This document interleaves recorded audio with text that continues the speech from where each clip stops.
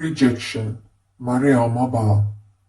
My own crisis came 3 years after your own. But unlike in your case, the source was not my family-in-law. The problem was rooted in Mordu himself, my husband.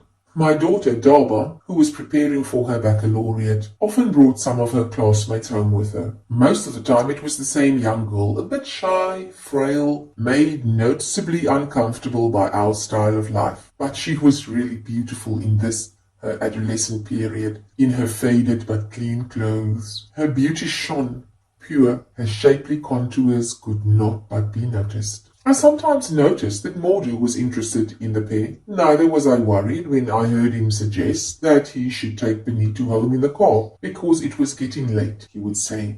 Benito was going through a metamorphosis, however. She was now wearing very expensive off-the-peg dresses. Smilingly, she would explain to my daughter, "Oh, I have a sugar daddy who pays for them." Then, one day, on her return from school, Daba confided in me that Benito had a serious problem. The sugar daddy of the boutique dresses wants to marry Benito. Just imagine! Her parents want to withdraw her from school, with only a few months to go before the bac, to marry her off to the sugar daddy. Advise her to refuse, I said. And if the man in question offers her a villa, Mecca for her parents, a car, a monthly allowance, jewels, none of that is worth the capital of youth. I agree with you, Mum. I'll tell Benito not to give in. But her mother is a woman who wants so much to escape from mediocrity and who regrets so much her past beauty faded in the smoke from the wood fires that she looks enviously at everything I wear. She complains all day long. What is important is Benito herself. She must not give in. And then, a few days afterwards, Daba renewed the conversation with its surprising conclusion.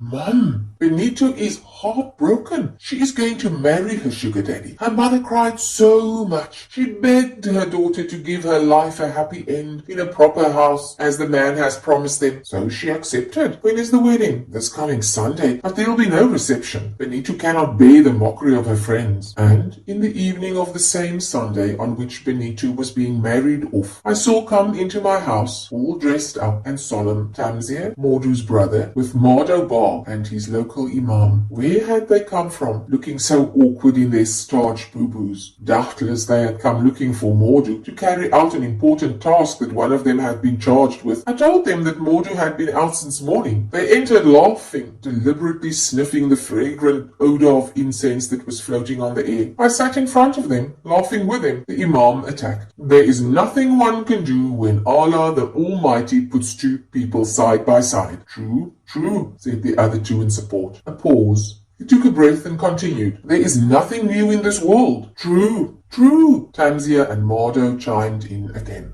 Some things we may find to be sad are much less so in others. I followed the movement of the haughty lips that let fall these axioms, which can precede the announcement of either a happy event or an unhappy one. What was he leading up to with these preliminaries that rather announced a storm? So their visit was obviously planned. Does one announce bad news dressed up like that in one's Sunday best? Or did they want to inspire confidence with their impeccable dress? I thought of the absent one. I asked with a cry of a hunted beast, Mordu? And the imam, who had finally got hold of a leading thread, held tightly onto it. He went on quickly, as if the words were glowing embers in his mouth. Yes, more to fall, but happily he is alive for you, for all of us, thanks be to God. All he has done is to marry his second wife today. We have just come from the mosque in Grand Dakar, where the marriage took place. The thorns thus removed from the way, Tamzia ventured. Mordu sends his thanks. He says it is fate that decides men and things. God intended him to have a second wife. There is nothing he can do about it. He praises you for the quarter of a century of marriage in which you gave him all the happiness a wife owes her husband. His family, especially myself, his elder brother, thank you. You have always held us in respect. You know that we are Mordu's blood. Afterwards, they were the same old words which were intended to relieve the situation. You are the only one in your house, no matter how big it is, no matter how dear life is. You are the first wife, mother for Mordu, a friend for Mordu. Tamzia's Adam's apple danced about in his throat. He shook his left leg, crossed over his folded right leg. His shoes White Turkish slippers were covered with a thin layer of red dust, the color of the earth in which they had walked. The same dust covered Mardo's and the Imam's shoes. Mardo said nothing. He was reliving his own experience. He was thinking of your letter, your reaction, and you and I were so alike. He was being wary. He kept his head lowered in the attitude of those who accept defeat before the battle. I acquiesced under the drops of poison that were burning me. A quarter of a century of marriage, a wife unparalleled. I counted backwards to determine where the break in the thread had occurred from which everything had unwound. My mother's voice came back to me. Too perfect. I completed at last my mother's thought with the end of the dictum. To be honest, I thought of the first two incisors with a wide gap between them, the sign of the primacy of love in the individual. I thought of his absence all day long. He had simply said, "Don't expect me for lunch." I thought of the other absences, quite frequent these days, crudely clarified today, yet well hidden yesterday, under the guise of trade union meetings. He was also on a strict diet, to break the stomach's egg, he would say laughingly, this egg that announced old age. Every night when he went out, he would unfold and try on several of his suits before settling on one. The others, impatiently rejected, would slip to the floor. I would have to fold them again and put them back in their places. And this extra work, I discovered, I was doing only to help him in his effort to be elegant in his seduction of another woman. I forced myself to check my inner agitation. Above all, I must not give my visitors the pleasure of relating my distress. Smile, take the matter lightly, just as they announced it. Thank them for the humane way in which they have accomplished their mission. Send thanks to Mordu, a good father and a good husband. A husband become a friend. Thank my family-in-law, the Imam, Mardo. Smile, give them something to drink, see them out under the swirls of incense that they were sniffing once again, shake their hands. How pleased they were, all except Mardo, who correctly summed up the import of the event. Alone at last, able to give free rein to my surprise and to measure my distress. Ah, yes, I forgot to ask for my rival's name so that I might give a human form to my pain. My question was soon answered. Acquaintances from Grand Dakar came rushing to my house, bringing the various details of the ceremony. Some of them did so out of true friendship for me. Others were spiteful, jealous of the promotion Benito's mother would gain from the marriage. I don't understand. They did not understand either the entrance of Mordu, a personality into this extremely poor family. Benito, a child the same age as my daughter Daba, promoted to the rank of my co-wife, whom I must face up to. Shy Benito, the old man who brought her the new off-the-peg dresses to replace the old faded ones, was none other than Mordu. She had innocently confided her secrets to her rival's daughter because she thought that this dream, sprung from a brain growing old, would never become reality. She had told everything, the villa, the monthly allowance, the offer of a future trip to Mecca for her parents. She thought she was stronger than the man she was dealing with.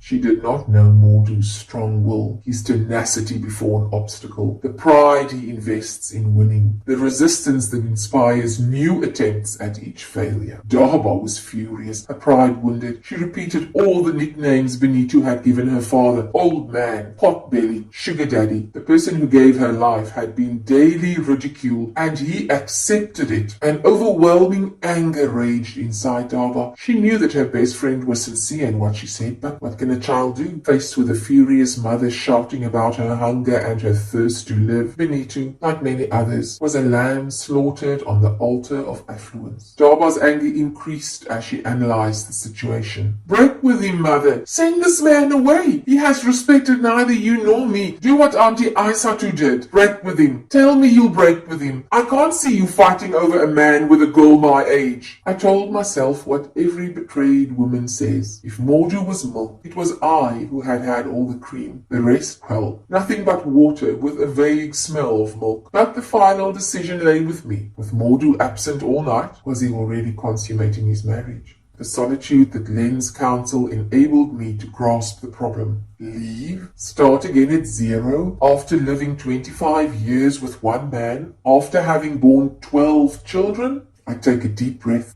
I've related at one go your story as well as mine. I've said the essential. For pain, even when it's past, leaves the same marks on the individual when recalled. Your disappointment was mine, as my rejection was yours. Forgive me once again if I have reopened your wound. Mine continues to bleed. You may tell me the path of life is not smooth. One is bruised by its sharp edges. I also know that marriage is never smooth. It reflects differences in character and capacity for feeling. In one couple, the man may be the victim of a fickle woman or of a woman shut up in her own preoccupations who rejects all dialogue and quashes all moves towards tenderness. In another couple, alcoholism is the leprosy that gnaws away at health, wealth, and peace. It shows up an individual's disordered state through grotesque spectacles by which his dignity is undermined, in situations where physical blows become solid arguments and the menacing blade of a knife an irresistible call for silence. With others, it is the lure of easy gain that dominates. Incorrigible players at the gaming table or seated in the shade of a tree, the heated atmosphere of rooms full of fiendish odors, the distorted faces of tense players, the giddy whirl of playing cards swallowed up time, wealth, conscience, and stops only with the last breath of the person accustomed to shuffling them. I tried to spot my faults in the failure of my marriage. I gave freely, gave more than I received. I'm one of those who can realize themselves fully and bloom truly when they form part of a couple. Even though I understand your stand, even though I respect the choice of liberated women, I have never conceived of happiness outside marriage. I loved my house. You can testify to the fact that I made it a haven of peace where everything had its place, that I created a harmonious symphony of colors. You know how soft-hearted I am, how much I loved Mordu. You can testify to the fact that, mobilized day and night in his service, I anticipated his slightest desire. I made peace with his family. Despite his desertion of our home, his father and mother and Tamzia, his brother, still continued to visit me often, as did his sisters. My children too grew up without much ado. Their success at school was my pride, just like laurels thrown at the feet of my lord and master. And Mordu was no prisoner. He spent his time as he wished. I well understood his desire to let off steam. He fulfilled himself outside as he wished in his trade union activities. I am trying to pinpoint any weakness in the way I conducted myself. My social life may have been stormy and perhaps injured Mordu's trade union career. Can a man, deceived and flouted by his family, impose himself on others? Can a man whose wife does not do her job well honestly demand a fair reward for labor? Aggression and condescension in a woman arouse contempt and hatred for her husband. If she is gracious, even without appealing to ideology, she can summon support for any action. In a word, a man's success depends on feminine support. And I ask myself why? Why did Mordu detach himself? Why did he put Benito between us? You, very logically, may reply, affections spring from nothing. Sometimes a grimace, the carriage of a head, can seduce a heart and keep it. I ask myself questions. The truth is that, despite everything, I remain faithful to the love of my youth. I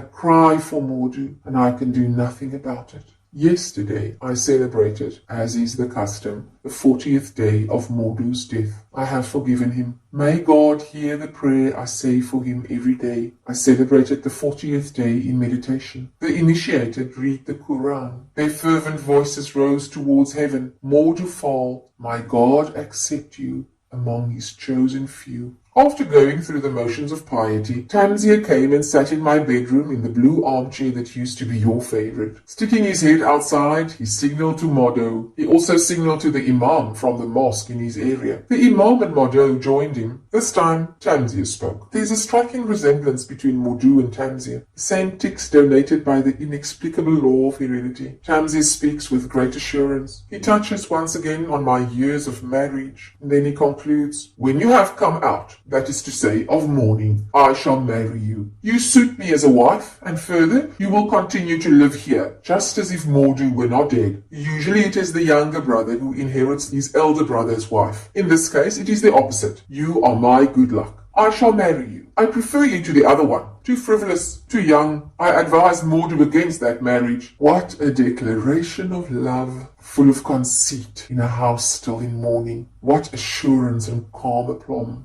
I look Tamzia straight in the eye. I look at Modo. I look at the Imam. I draw my black shawl closer. I tell my beads, this time I shall speak out. My voice has known 30 years of silence, 30 years of harassment. It bursts out, violent, sometimes sarcastic, sometimes contemptuous. Did you ever have any affection for your brother? Already you want to build a new home for yourself over a body that is still warm. While we are praying for Mordu, you are thinking of future wedding festivities. Ah, yes, your strategy is to get in before any other suitor, to get in before Mardo, the faithful friend, who has more qualities than you, and who also, according to custom, can inherit the wife. You forget that I have a heart, a mind, that I'm not an object to be passed from hand to hand. You don't know what marriage means to me. It is an act of faith and of love, the total surrender of oneself to the person one has chosen and who has chosen you. I emphasize the word chosen. What of your wives, Tamzia? Your income can meet neither their needs nor those of your numerous children. To help you out with your financial obligations, one of your wives dies, another sells fruit, the third untiringly turns the needle of a sewing machine. You, the revered lord, you take it easy, obeyed at the crook of a finger. I shall never be the one to complete your collection. My house shall never be for you the coveted oasis, no extra burden. My